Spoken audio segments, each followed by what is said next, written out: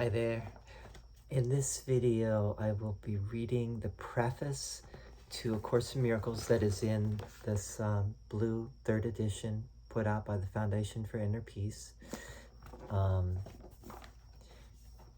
just going to read it. It has 3 sections. The first section is how it came. Second section is what it is. And third section is what it says. I'm going to read and maybe just do a brief commentary on each section. Here we go. This preface was written in 1977 in response to many requests for a brief introduction to A Course in Miracles. The first 2 parts, how it came, what it is, Helen Schucman wrote herself. The final part, what it says, was written by the process of inner dictation described in the preface. Okay, so the first 2 sections were written by Helen, not through the inner dictation from Jesus, but just in her own words. How it came. This is Helen writing now. A Course in Miracles began with the sudden decision of 2 people to join in a common goal. Their names were Helen Schucman and William Thetford, professors of medical psychology at Columbia University's College of Physicians and Surgeons in New York City. It does not matter who they were, except that the story shows that with God all things are possible. They were anything but spiritual. Their relationship with each other was difficult and often strained, and they were concerned with personal and professional acceptance and status. In general, they had considerable investment in the values of the world.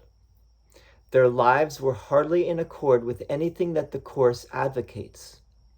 Helen, the one who received the material, describes herself.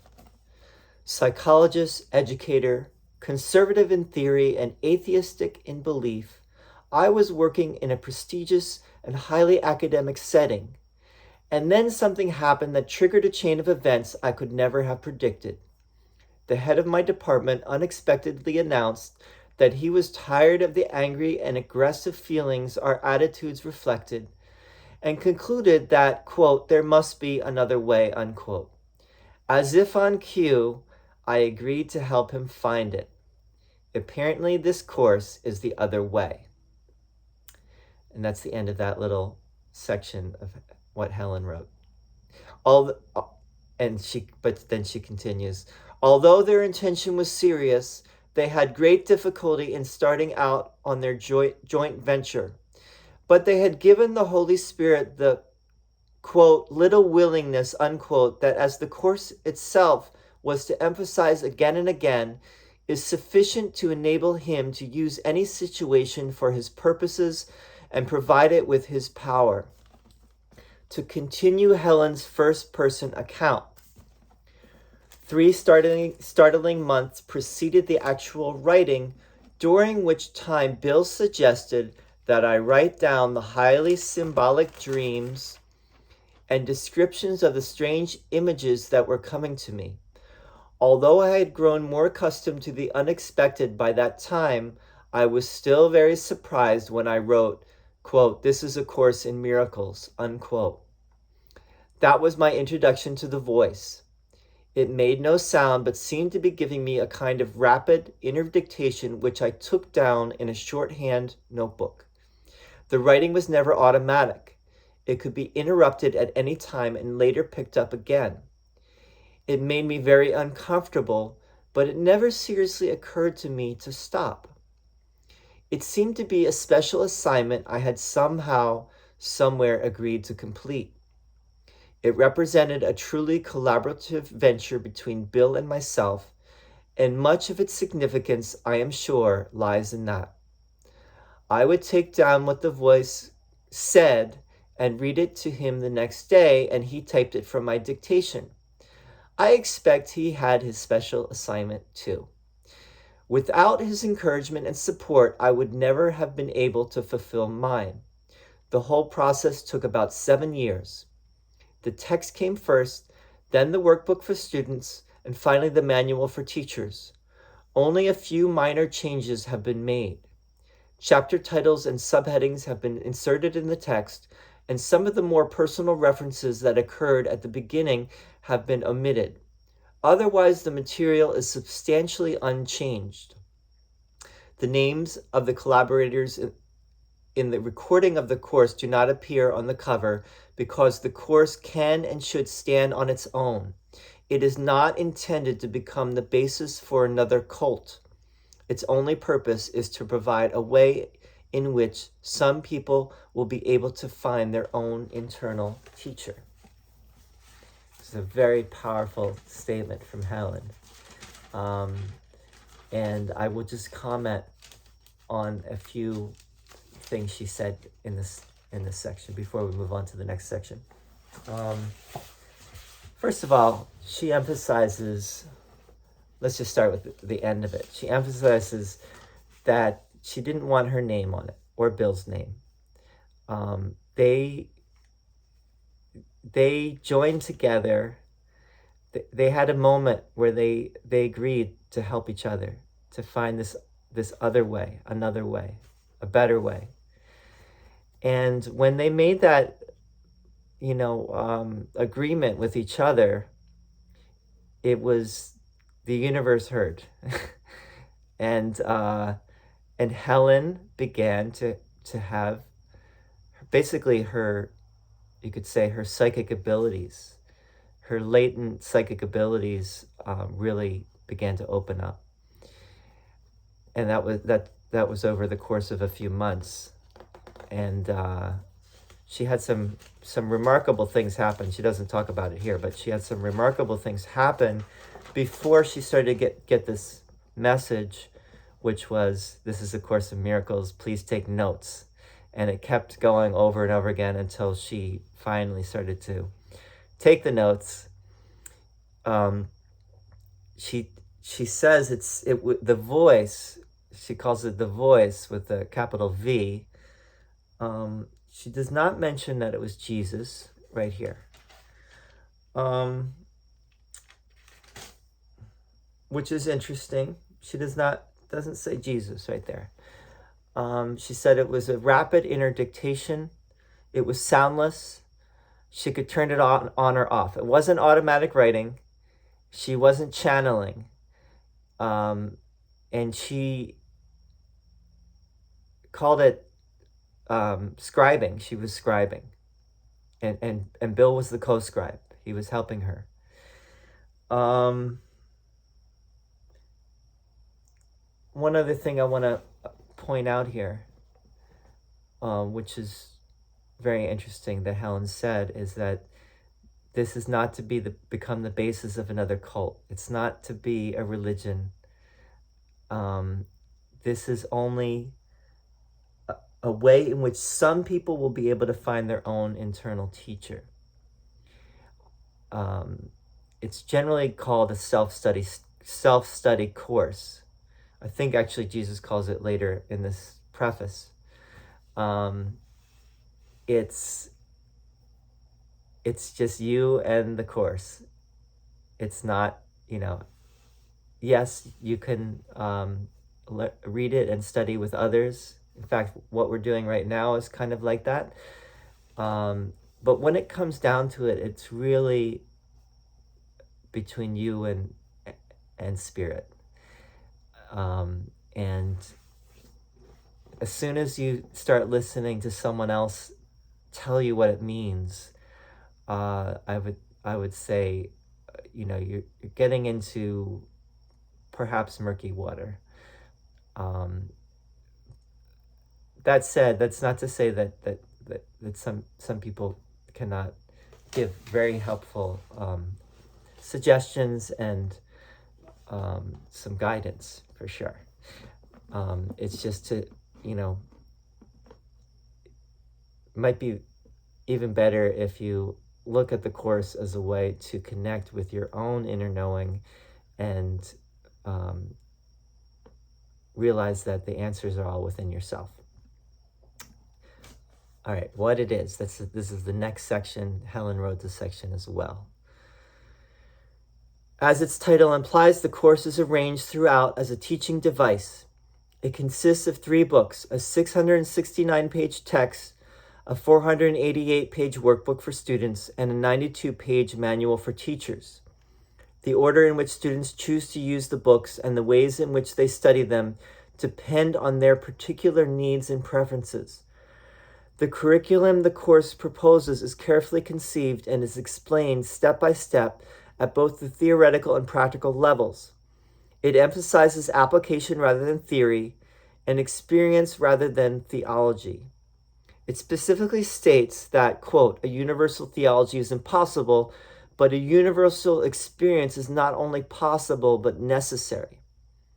Although Christian in statement, the course deals with universal spiritual themes. It emphasizes that it is but one version of the universal curriculum. There are many others, this one differing from them only in form. They all lead to God in the end. The text is largely theoretical and sets forth the concepts on which the course's thought system is based.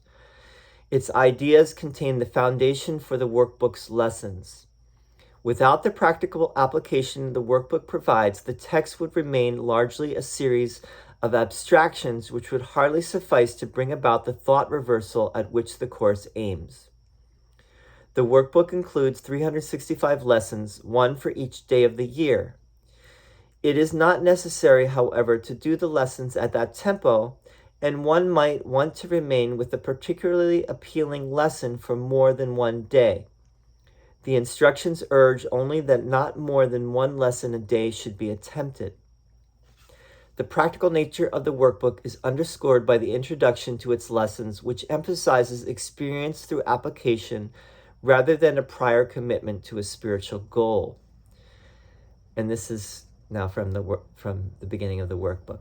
This Jesus giving this dictation. Some of the ideas the workbook presents you will find hard to believe, and others may seem to be quite startling.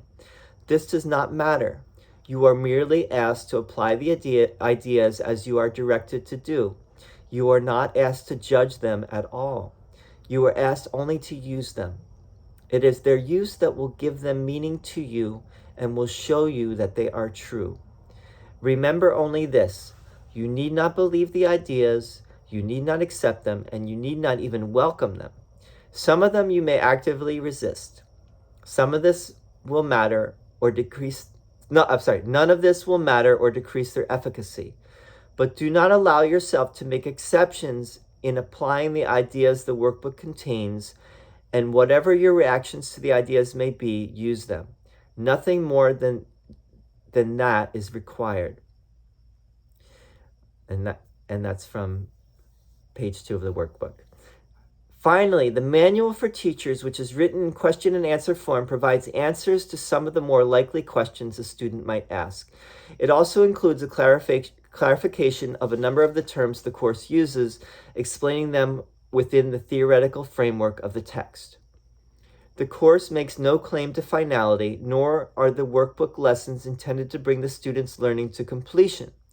At the end, the reader is left in the hands of his or her own internal teacher, who will direct all subsequent learning as he sees fit. While the course is comprehensive in scope, truth cannot be limited to any finite form, as is clearly recognized in the statement at the end of the workbook.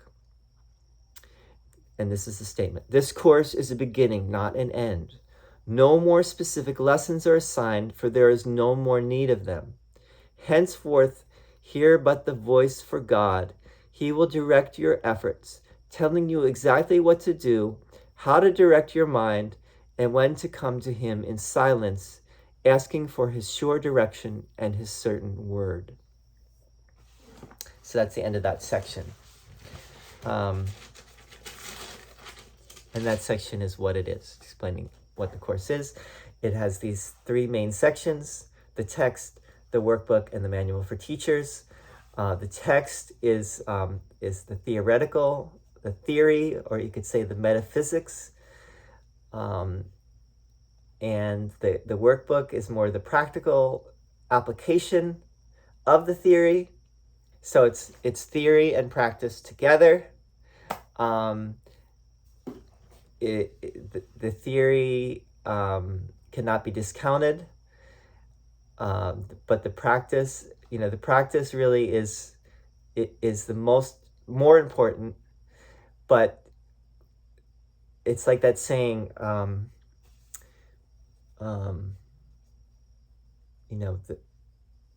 without the theory, your spirituality is blind, and without the practice, your spirituality is lame. You need both together. You can't have one without the other. Many students apparently do the workbook, but they don't necessarily read the text, which can be very helpful for sure. But do you really understand the metaphysical underpinning of the whole thing? And if you don't, you may be missing something important.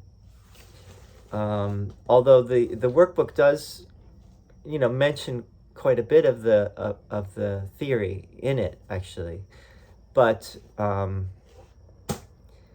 let's just call it what it is. I mean, Jesus gave this way. He certainly didn't, want a dedicated student not to, to not read the text. So, it was given the text first for a reason, and it makes sense to read the text.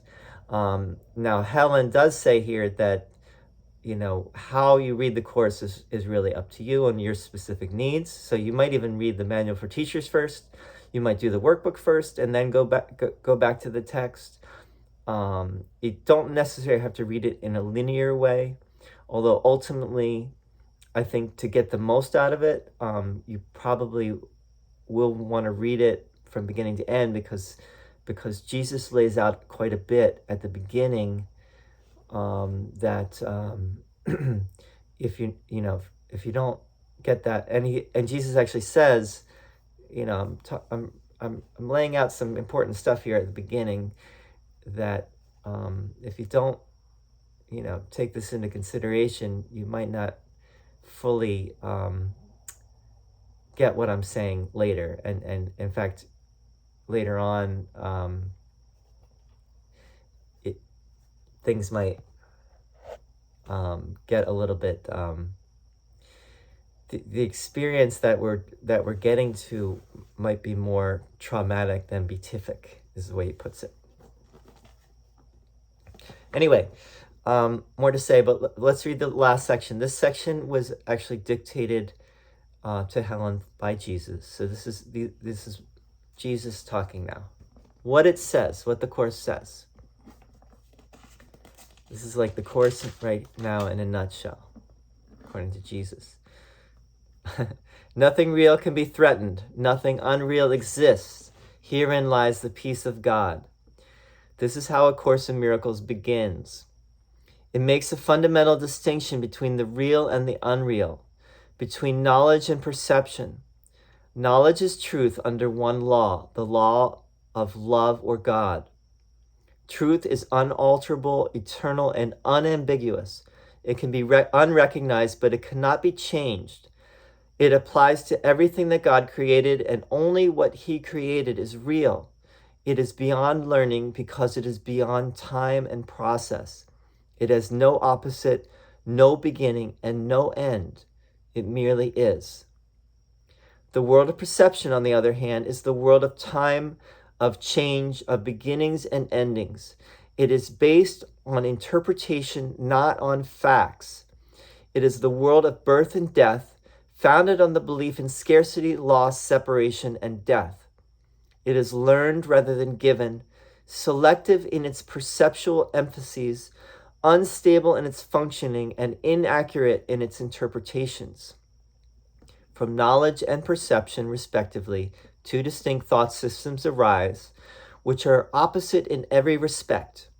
In the realm of knowledge, no thoughts exist apart from God, because God and His creation share one will. The world of perception, however, is made by the belief in opposites and separate wills, in perpetual conflict with each other and with God. What perception sees and hears appears to be real because it permits into awareness only what conforms to the wishes of the perceiver. This leads to a world of illusions, a world which needs constant defense precisely because it is not real. When you have been caught in the world of perception, you are caught in a dream. You cannot escape without help because everything your senses show merely witnesses to the reality of the dream. God has provided the answer, the only way out, the true helper. It is the function of his voice, his Holy Spirit, to mediate between the two worlds. He can do this because while on the one hand he knows the truth, on the other he also recognizes our illusions, but without believing in them. It is the Holy Spirit's goal to help us escape from the dream world by teaching us how to reverse our thinking and unlearn our mistakes. Forgiveness is the Holy Spirit's great learning aid in bringing this thought reversal about. However, the Course has its own definition of what forgiveness really is, just as it defines the world in its own way.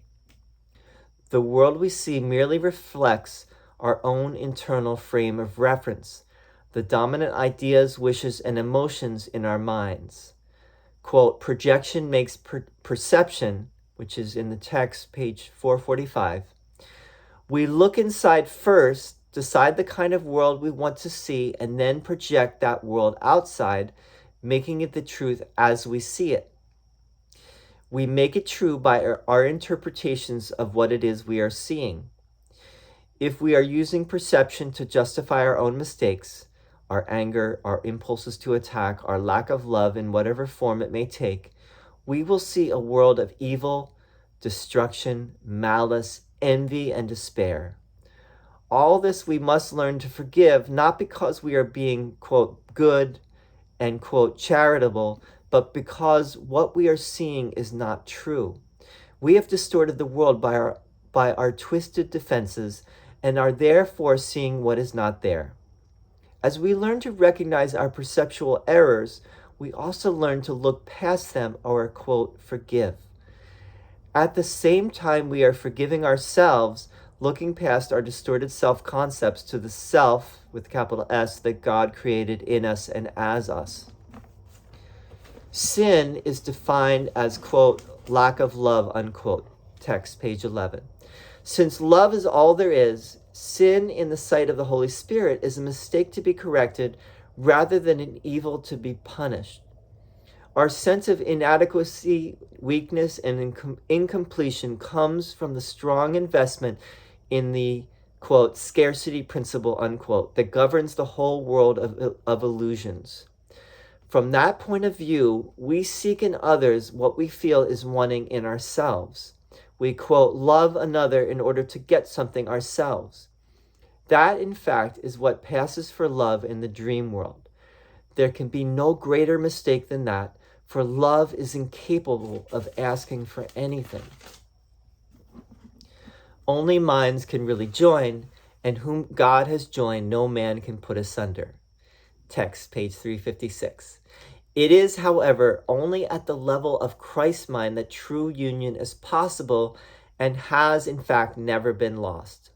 The, quote, little I seeks to enhance itself by external approval, external possessions, and external, quote, love. The self that God created needs nothing. It is forever complete, safe, loved, and loving. It seeks to share rather than to get, to extend rather than project.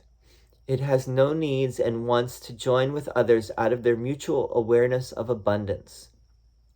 The special relationships of the world are destructive, selfish, and childishly egocentric. Yet, if given to the Holy Spirit, these relationships can become the holiest things on earth, the miracles that point the way to the return to heaven. The world uses its special relationships as a final weapon of exclusion and a demonstration of separateness. The Holy Spirit transforms them into perfect lessons in forgiveness and in awakening from the dream. Each one is an opportunity to let perceptions be healed and errors corrected. Each one is another chance to forgive oneself by forgiving the other. And each one becomes still another invitation to the Holy Spirit and to the remembrance of God. Perception is a function of the body and therefore represents a limit on awareness. Perception sees through the body's eyes and hears through the body's ears. It evokes the limited responses which the body makes. The body appears to be largely self-motivated and independent, yet it actually responds only to the intentions of the mind. If the mind wants to use it for attack in any form, it becomes prey to sickness, age, and decay. If the mind accepts the Holy Spirit's purpose for it instead, it becomes a useful way of communicating with others, invulnerable as long as it is needed, and to be gently laid by when its use is over. Of itself, it is neutral, as is everything in the world of perception. Whether it is used for the goals of the ego or the Holy Spirit depends entirely on what the mind wants. The opposite of seeing through the body's eyes is the vision of Christ, which reflects strength rather than weakness, unity rather than separation, and love rather than fear. The opposite of hearing through the body's ears is communication through the voice for God, the Holy Spirit, which abides in each of us. His voice seems distant and difficult to hear because the ego, which speaks for the little separated self, seems to be much louder. This is actually reversed. The Holy Spirit speaks with unmistakable clarity and overwhelming appeal. No one who does not choose to identify with the body could possibly be deaf to his messages of release and hope, nor could he fail to accept joyously the vision of Christ in glad exchange for his miserable picture of himself. Christ's vision is the Holy Spirit's gift, God's alternative to the illusion of separation and to the belief in the reality of sin, guilt, and death. It is the one correction for all errors of perception, the reconciliation of the seeming opposites on which this world is based. Its kindly light shows all things from another point of view, reflecting the thought system that arises from knowledge and making return to God not only possible, but inevitable.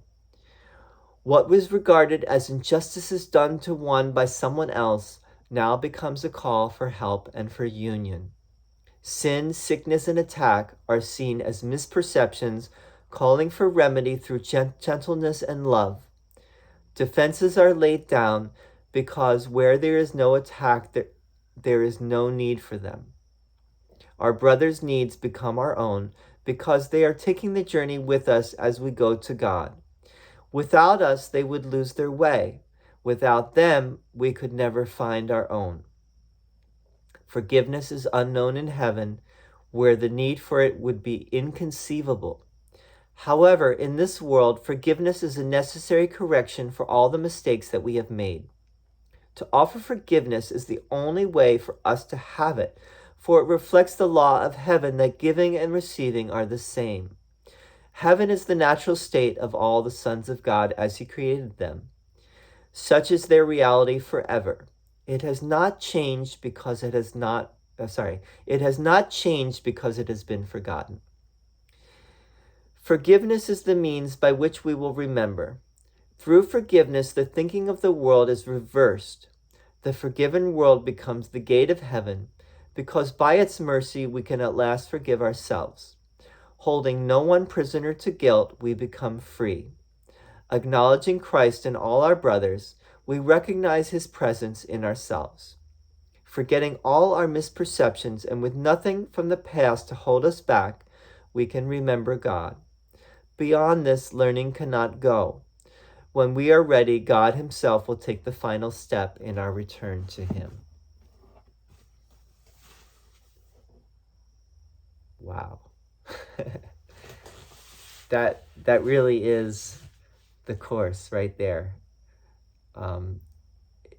Jesus hits on all the major themes of the course in that small section right there. So if you really want like a recapitulation of the course, that there it is. If you want a summary, I mean, the course really is nothing real can be threatened, nothing unreal exists. Herein lies the peace of God. But beyond that, this really summarizes so many of the major points, like the difference between knowledge and perception. We live in the world of perception. No one here truly knows what love is. Our relationships, for the most part, are special relationships. There are these two thought systems, right? There's the thought system of God, which is brought through the Holy Spirit, and there is the thought system of the ego. The ego is all about separation, fear, guilt, death, sin, and believing that we are our body and our personality, and that we're separate from each other and we're separate from God. In fact, the more we follow the ego, the more that God is really out of the picture. But if we follow the thought system of the Holy Spirit, we gently and easily return back to our awareness of our true self, which is the loving being that God created, and that is still one with God and one with everyone. And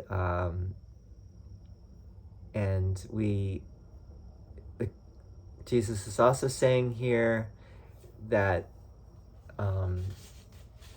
because we're caught in the dream, you need something from outside of the dream to show you this. Otherwise, it would be near impossible to do it. And Jesus is playing that role here. And he's also saying that the way that we return is through the practice of forgiveness. Ultimately, forgiveness is not necessary. There is no forgiveness in heaven because there was never any judgment. There is no separation from God. It never was, and it still is not, and it never could be. But in our world, in the world of perception, forgiveness is necessary. And through forgiving the other, and the other could be a person or could be a thing, animate and inanimate objects, whatever seems to be separate. Forgiveness, when we forgive, we recognize, we ourselves receive the forgiveness, and we remind ourselves that we are forgiven, and that ultimately forgiveness isn't even necessary, because if there is no judgment, then there's no need for forgiveness.